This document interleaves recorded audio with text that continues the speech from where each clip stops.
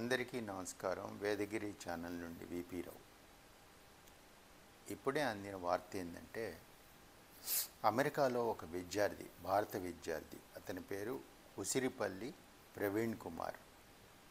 బహుశా తెలుగువాడు అనుకుంటున్నాను నేను, ఎందుకంటే పేరుని బట్టి చూస్తే తెలుగువాడేమో అని అనుమానంగా ఉంది. ఇతని చికాగో నుండి జర్మనీ ప్రయాణిస్తున్న ఒక ఫ్లైట్లో పలువురు విమాన సిబ్బంది మీద మరియు ప్యాసింజర్స్ మీద ఫోర్క్తో దాడి చేశాడు. ఫోర్క్ అంటే మనం మామూలుగా ఫుడ్ తినేటప్పుడు వాడేటువంటి ఫోర్క్ ఉంటాయి కదండి, ఇంట్లో స్టెయిన్లెస్ స్టీల్ ఫోర్కులు. అవి కూడా ఇస్తారు విమానంలో, మనం ఫుడ్ తినడానికి ఫోర్క్ ఇస్తారు, అన్ని వేరియస్ ఐటమ్స్, స్పూన్స్ అన్నీ ఇస్తారు అన్నమాట. సో వాటిల్లో ఫోర్క్ తోటి పక్క ప్రయాణికుల మీద, తర్వాత సిబ్బంది మీద కూడా దాడి చేశాడు. సిబ్బంది అంటే ఎయిర్ హాస్టెస్ ఉంటారు, అలాగే మేల్ ఫ్లైట్ అటెండెంట్స్ ఉంటారు, వాళ్ళ మీద కూడా దాడి చేశాడు.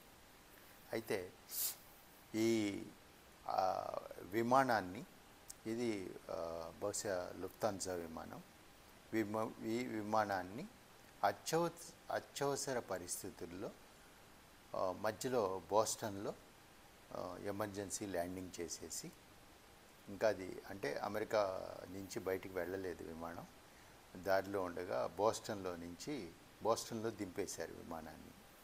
దింపేసి ఇతన్ని అదుపులోకి తీసుకున్నట్టు తెలుస్తుంది. ఇతని వీసా గడువు ముగిసిన తర్వాత అనాథరైజ్డ్గా కూడా అమెరికాలో ఉంటున్నట్టు తెలుస్తుంది. అయితే ఇతన్ని అదుపులోకి తీసుకొని కోర్టుకు అప్పజెప్పి, కోర్టులో విచారణ అన్నీ జరిగిన తర్వాత ఒక 10 ఏళ్ళు జైలు శిక్ష, 2 కోట్ల రూపాయల జరిమానా పడే అవకాశం ఉంది అని తెలుస్తున్నది. సో వెళ్ళారు. ఇలాంటి పనులు చేయటం వలన మన భారతీయులు ఎక్కడో చోట ఇరుక్కోవటం కాదు, జీవితం అయిపోతుంది, అంతటితో నాశనం అయిపోతుంది. సో చాలా జాగ్రత్తగా ఉండాలి అమెరికా వెళ్ళినప్పుడు. అమెరికాలో ఎంత జాగ్రత్తగా ఉండాలంటే, మనం అణిగిమణిగి బ్రతకాలి. వేరే కంట్రీ వెళ్ళినప్పుడు, ఒక అమెరికానే కాదండి, అన్ని కంట్రీస్లో కూడా, ఏ కంట్రీ వెళ్ళినా కూడా జాగ్రత్తగా బ్రతకాలి. మన కంట్రీ లాగా బిహేవ్ చేస్తే కుదరదు కదా. సో అందులో అతను చేసింది చాలా తప్పు.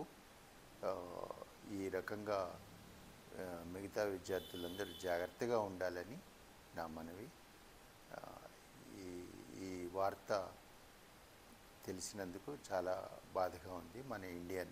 మన భారతీయుడు విద్యార్థి అయినటువంటి ఇతని జీవితం నాశనం అయిపోయినందుకు. సో విన్నందుకు ధన్యవాదాలు. మళ్ళీ కలుద్దాం. Thank you very much.